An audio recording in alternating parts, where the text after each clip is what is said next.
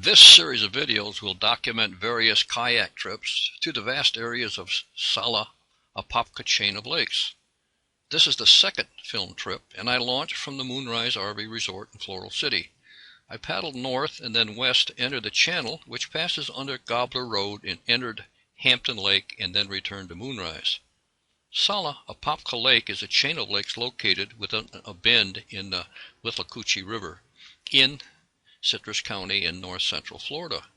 This area is known historically as the Cove of the Withlacoochee. It's about 6 o'clock in the evening on a Friday, 16th of October, and I'm getting ready to take a little paddle over to the cut that goes to the under the Gobbler Road over to Hampton Lake. I'm leaving from the Moonrise RV resort as usual. There's the launch pad behind me. I'm going to turn around here now and give you an idea which way we're going.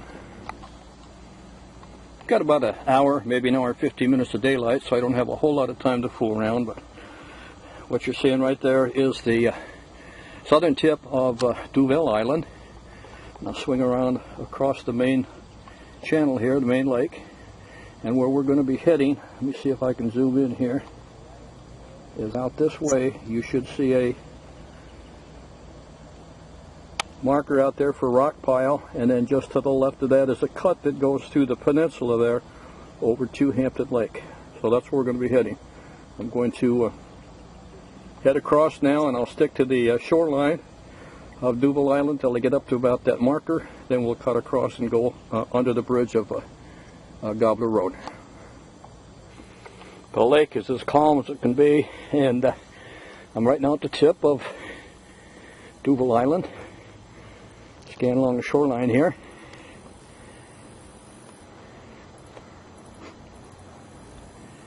And where we're going to be heading now is I'll stick to the shoreline. Take that down about even with the rock pile marker there, and then we'll cross the lake. Only one boat on the lake that I can see tonight, and that's a pontoon boat that just went by, and I'm kind of getting a little bit of ripple coming from behind me now because of that, but nothing serious. I didn't bring my sunglasses with me because it was cloudy and the sun wasn't out when I left, but I've been out here about 15 minutes now, and we're starting to get the sun coming down. Fortunately, I'm not going to be paddling back into it for a while, but I may wish I had those sunglasses before we're finished.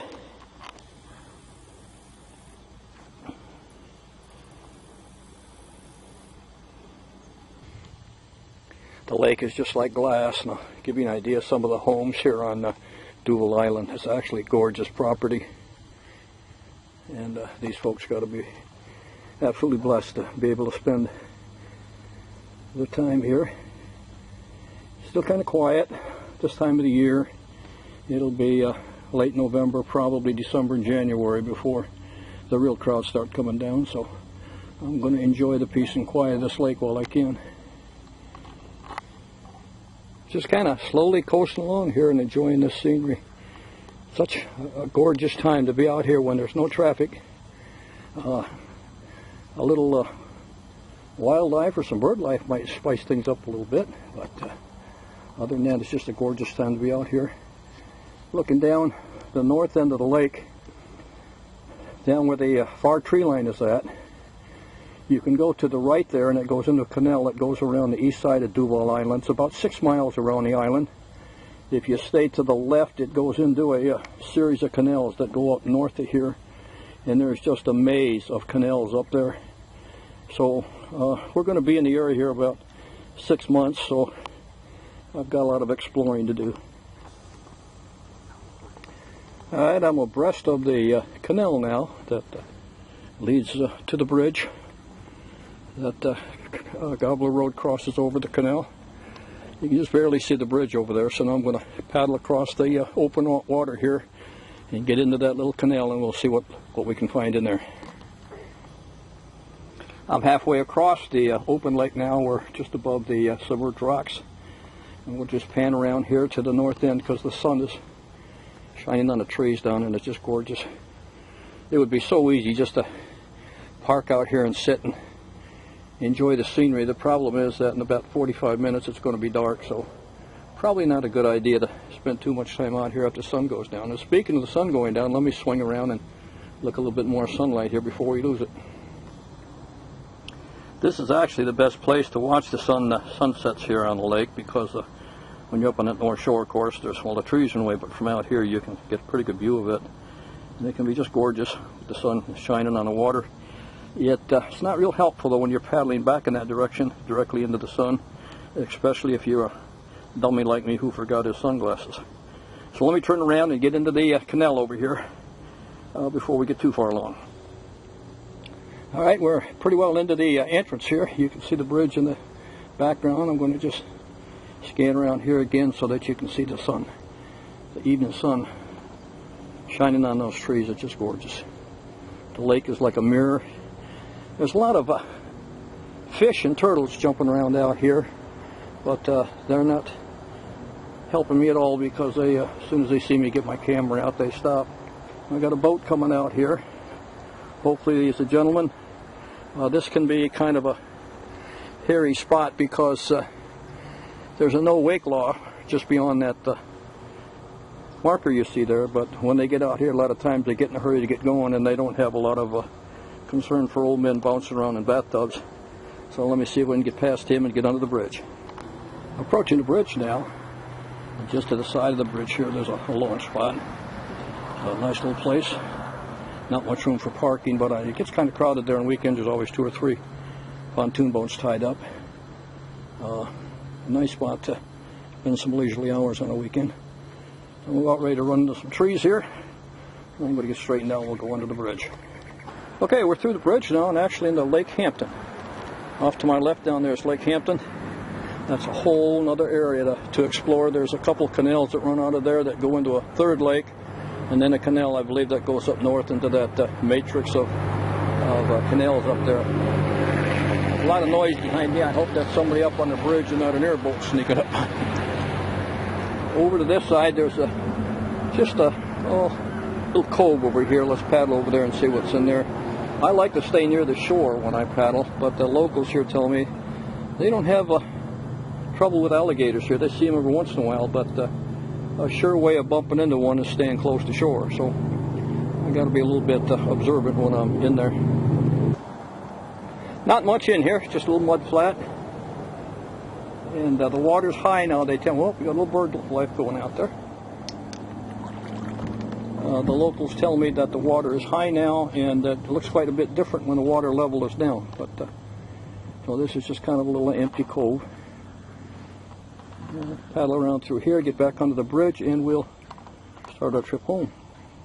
Pretty a picture to pass up, the tree reflecting on the pool of water here, and then the sun shining up inside that tree. Just gorgeous. I'm going to paddle up a little bit, and we'll take a look down at the Hampton Lake, and it's kind of a nice view down there also. Just kind of take a pan around the area here just west of the bridge. Very pretty area. Sun coming down through the trees. Just a very, very pleasant time to be out on the water. You might as well feel like you're 1,000 miles away from everybody.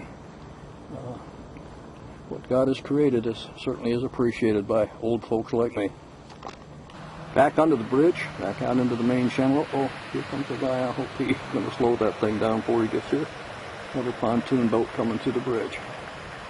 So we'll get out into the main lake and start our paddle for home. We're about back in the main lake. Got the sun shining through the trees. They're just gorgeous. We just pan around here a little bit and make you jealous.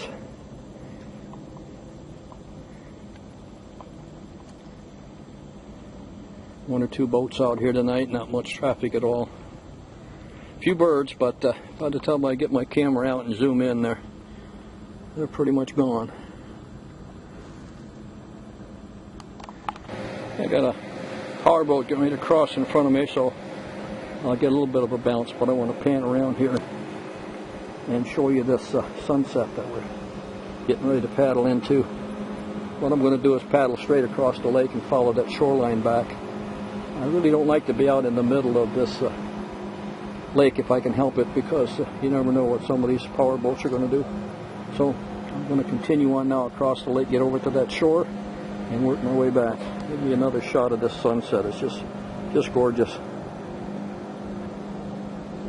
That makes all this work worthwhile.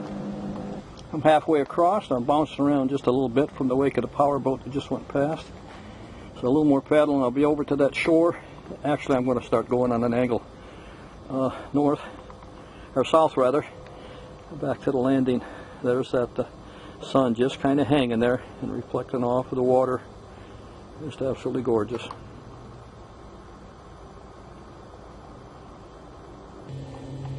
I'm across the lake now and over on the western shore of Duval Island. And as I pan around here, you can see the sun just peeking around the tip. We're going to go around that tip in a minute and be looking at that sun right smack in the face. I'm going to try something here I haven't tried yet. This may ruin an otherwise good video, but I'm going to see if I can turn this back around and aim it at me so you can see who's causing all this trouble.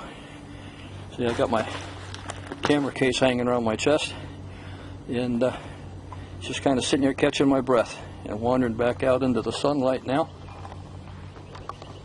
So as you can see, I'm going to be paddling directly into that sun on the way back, but I'm not going to complain because it's been an absolutely gorgeous evening.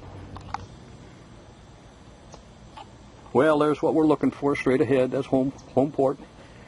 We're right back to the tip of Duval Island. The sun is just getting ready to duck behind the trees there, so that'll give my eyes a little bit of a break.